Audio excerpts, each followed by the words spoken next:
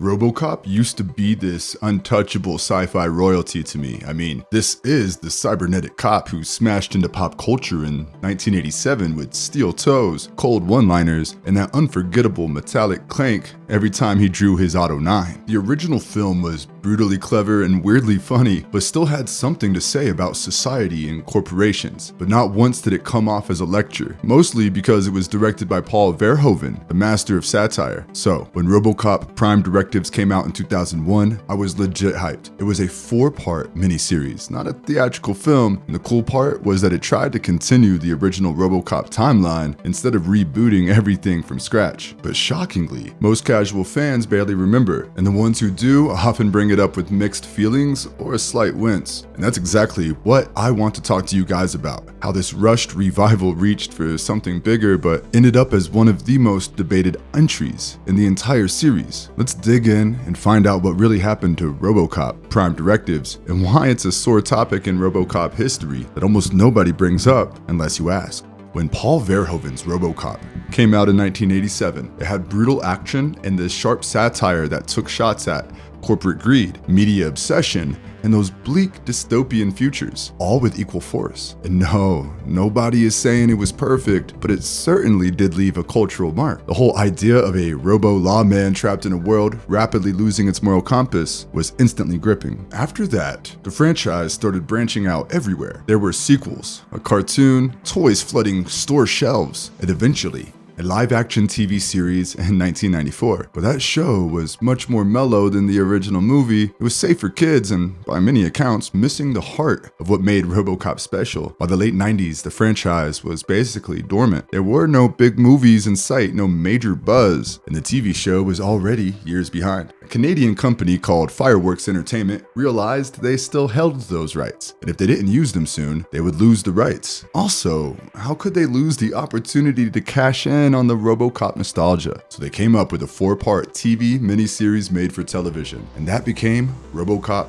Prime Directives. Each one was roughly 90 minutes long, designed to air over a few weeks in early 2001. The idea was to give fans a darker, more adult RoboCop story after years of lighter or underwhelming entries. Whether it actually pulled that off, well, that's a whole other conversation. From day one, Prime Directives had a clear creative goal. All it wanted was to shake off the toy-friendly feel of the early TV show and reconnect with the edge of the original movie. Writers Joseph O'Brien and Brad Abraham teams up with director Julian Grant to pitch something along the lines of the original cyberpunk vibe. Basically, something tougher in tone and a more layered story. One smart move they made was not chaining themselves to the messy continuity of RoboCop 2, RoboCop 3, or even the 94 TV series. Instead, they set the story about 10 years after the first film, and that gave them breathing room. They could ignore a lot of mixed reactions to those sequels and slide right back into the grounded universe that people actually loved from 1987. So, a clean slate. Their core premise was honestly kind of bold if you break it down. Here, RoboCop is old and outdated. The city has transformed into Delta City, a supposedly safe place where people treat him like a relic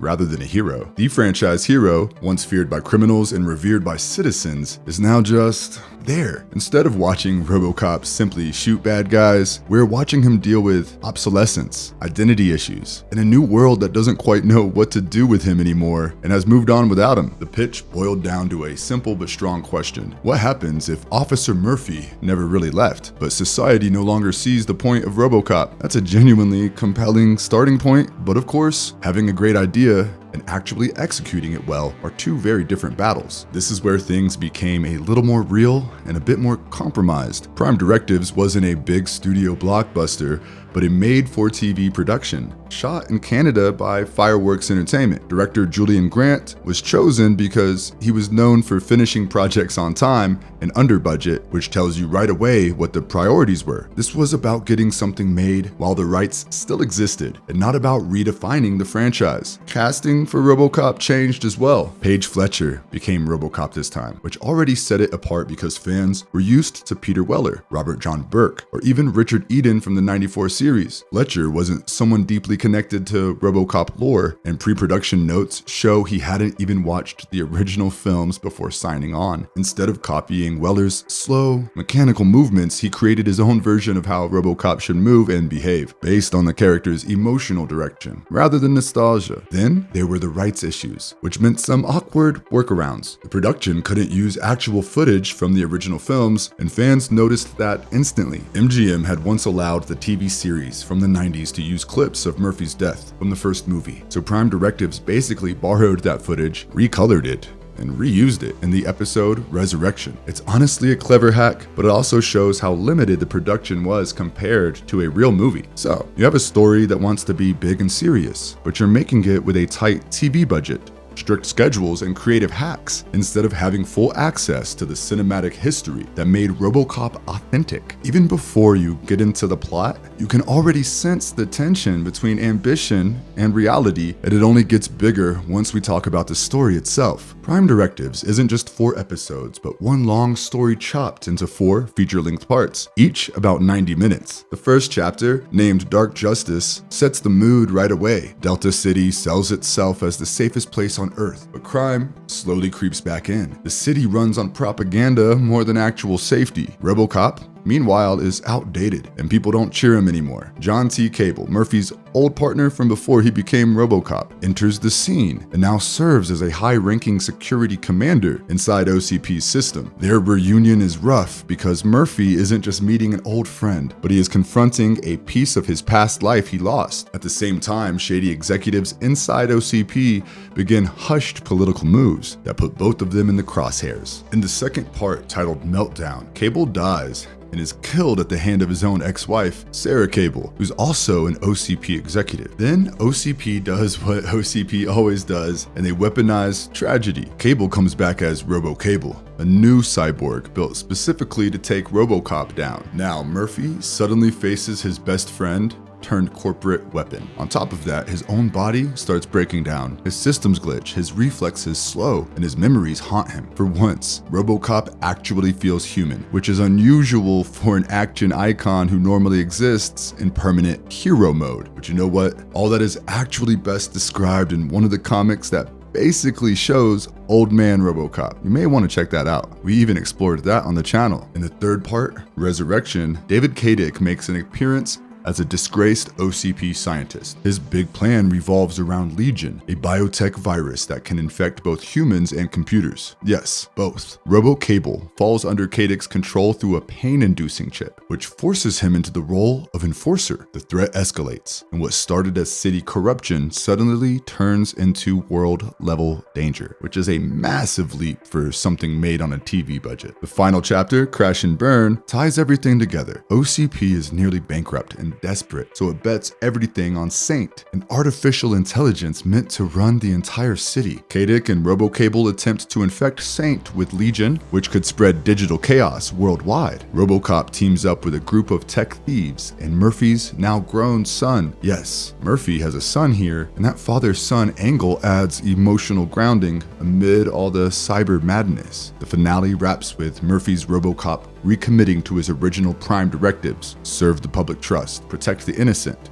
and uphold the law. OCP collapses under lawsuits and investigations, and Murphy sets up a Prime Directives foundation. It's an ending that tries to restore purpose and dignity to a character who spent most of the series being obsolete. If Prime Directives had one genuinely strong idea, this was it. RoboCop going up against RoboCable wasn't just metal fighting metal. In fact, it mirrors Murphy's own transformation. Cable becomes exactly the thing Murphy once was, which was a human turned into corporate machinery against his will. The flashbacks help too. We get small glimpses of Murphy and Cable back when they were partners, before Murphy's death. Those scenes remind viewers that RoboCop wasn't always a walking weapons system. He was once a person with friendships, regrets, and unfinished conversations. What makes the Cable angle work is that Murphy understands exactly what his friend is going through. He isn't fighting a villain, but a living reminder of his own past, which is absolutely nuts, to be honest, and it's super interesting at the same time if you think about it. However, the problem was that Prime Directives tried to juggle a lot at the same time. It wants to be a deep character study, a corporate satire, a father-son drama, and a world-ending cyber epic all at once. That's a lot for 4 TV movies with a limited budget and limited runtime. Also, there were too many villains and subplots, and the narrative keeps adding ideas without always giving them space to breathe. The middle sections slow way down, with long conversations and fewer action beats, which can test the patience of anyone